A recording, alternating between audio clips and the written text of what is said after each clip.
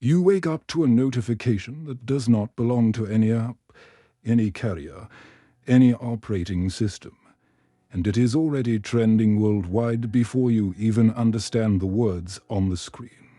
A new verified account has appeared on every platform at once, bypassing servers, policies, security, and geography like the internet itself just blinked and forgot how rules work. The first post is simple enough to feel like bait and heavy enough to make your stomach drop.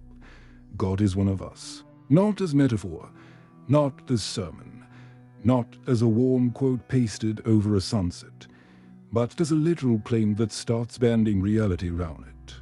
The premise spreads in under 20 seconds because it is clean, terrifying, and addictive.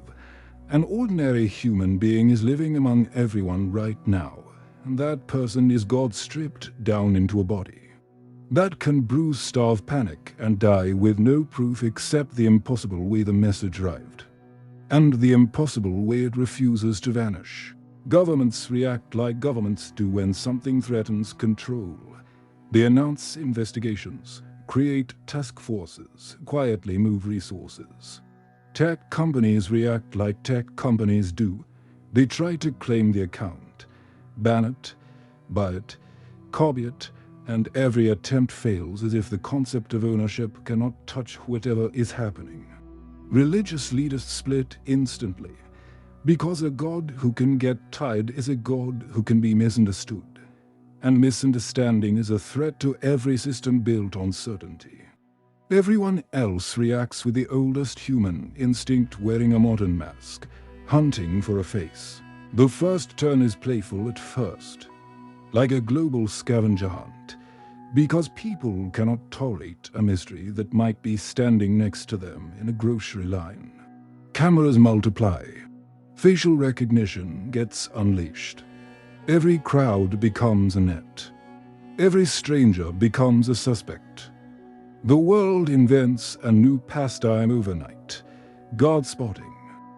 Anyone quiet, anyone kind, anyone odd, anyone poor, anyone radiant, anyone broken gets filmed, followed, accused.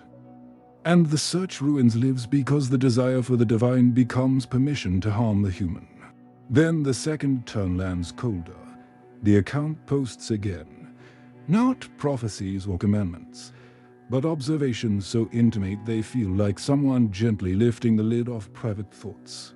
People feel seen, and for some that is salvation, and for others it is exposure. The posts do not flatter humanity and do not condemn it either. They name it. They describe how generosity often arrives in the same hands that carry shame, how cruelty hides behind the word protection, how love disguises itself as control, how fear will always pretend to be wisdom if you let it. Helplines overload because the seenness is too bright, while recovery groups fill up because the same seenness feels like a hand on the shoulder. Politicians begin quoting the posts and twisting them into slogans because the fastest way to survive a miracle is to brand it. Markets swing on spiritual speculation. Entire industries appear in days. God tourism, God insurance, God-proof bunkers, God detectors, God-themed everything. Humanity's hunger does not disappear. It just changes flavor. Another turn, sharper. A pattern emerges in the posts, and it is not random. The account seems to light up where suffering is about to spike, where violence is about to ignite, where a child is about to be harmed, where a riot is about to erupt, where a lonely person is about to vanish. It becomes a radar for human pain, and for a moment history bends toward mercy as aid organizations race to the coordinates. Hospitals prepare, shelters open, strangers show up early instead of late. But the miracle carries its own shadow, and the dark twist crawls out of the data. The posts are not stopping suffering, they are mapping it, and the map becomes a weapon. Militias use it to find targets. Authoritarians use it to justify crackdowns. Online mobs use it to hunt scapegoats. The miracle becomes a spotlight, And a spotlight does not choose what it reveals.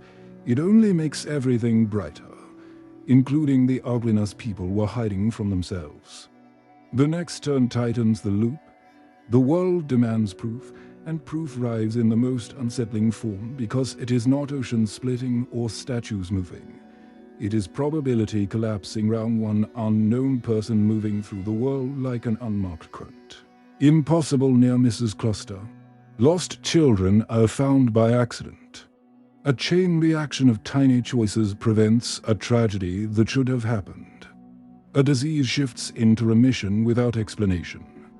Each event is small enough for skeptics to argue and big enough for witnesses to cry. Reality starts to feel biased, like the universe has leaned a fraction of a degree toward mercy.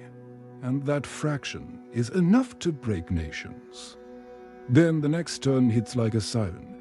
The account posts a location, not a city, not a landmark, but plain coordinates that point to an ordinary neighborhood. Pilgrims arrive first, then live streamers, then millions, and the streets turn into a pressure cooker of prayer, commerce, exhaustion, and need. Drones crowd the sky.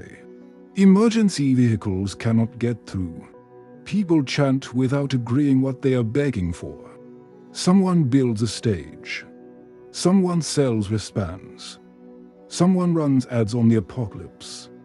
In the center is a normal apartment building, and the possibility that God is inside, sitting on a worn couch, hearing humanity as a storm pressed against glass.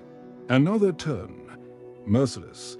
Violence breaks out, not because people hate God, but because they love their version of God more than they love the truth. Different groups fight over what God should validate, what God should punish, what God should bless, and the conflict looks exactly like every other conflict humanity has ever fought. Only now it is wrapped in sacred language. The feed posts again, and the observation cuts deep. People are not searching for God. They're searching for a witness who will side with them. And then comes the most terrifying consequence of all. God does not step out to end it.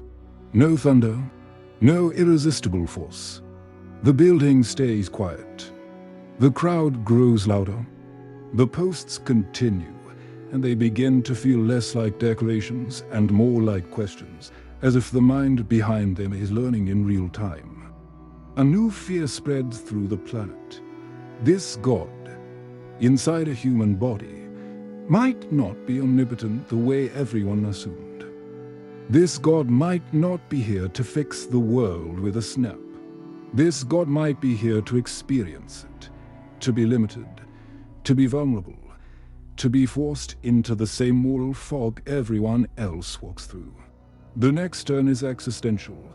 If God can be hungry, God can be ignored. If God can bleed, God can be hurt. If God can be afraid, God can be controlled. And once people understand that, the scramble begins. Governments try to extract the person for protection. Corporations try to hide the person for safety. Extremists try to capture the person for purity. Every justification is a costume for the same hunger. Control the miracle, own the meaning, write the story. Somewhere in that chaos, the most ordinary human truth returns. The person inside is trapped, not by walls, but by everyone's need. Then the shift that breaks the spiritual market in half. The account starts highlighting moments that were never trending. A nurse staying late. A driver waiting in the rain. A teenager deleting a cruel comment. A stranger walking someone home. A quiet apology that gets no applause. The miracles move away from spectacle and toward choices so small they usually evaporate unnoticed. The crowd outside the building begins to thin, not because the mystery is solved, but because some people finally understand the cost of treating divinity like a prize. The aha arrives with a chill. The real question is not whether God is one of us, it is whether one of us can be treated as if they are God, meaning infinitely worthy when they are powerless, when they are inconvenient, when they cannot offer anything in return. The world wanted a face reveal, but a face would only become an idol or a target, and the account refuses to hand humanity another weapon. Instead, it goes silent during the biggest moments and active during the smallest, as if the point is to wean the species off the addiction to cosmic confirmation. And then, one morning, the final turn arrives. The human body hosting the divine is failing, and it will die like any other. The planet feels a collective terror because it realizes it wanted proof without consequences, meaning without responsibility. In the last days, people stop asking where God is and start asking what they did when God was exhausted, what they did when God was ignored, what they did when God was hungry. Because now they understand this was never about spotting a celebrity in a crowd. It was about becoming the kind of world that does not require miracles to behave like it believes in something higher than appetite. When the account finally disappears, there is no apocalypse, no collapse of physics, no final judgment in the clouds. The world continues, which is its own judgment. Some people return unchanged. Some become harder, bitter that the story did not end with fireworks. But some carry a new, quiet fear that follows them into every ordinary day. The possibility that God walked past them, asked nothing, and they still chose indifference. Maybe God was one of us to learn what it feels like to be dismissed, and maybe we were the ones being studied not for belief, but for compassion without certainty, because faith that depends on proof is just math, and love that depends on certainty is just a transaction. If you want more what-if stories that bend reality until it reveals something uncomfortable about us, like and subscribe and comment the next impossible idea you want rewritten. If God was one of us, what would you be most afraid of discovering about yourself?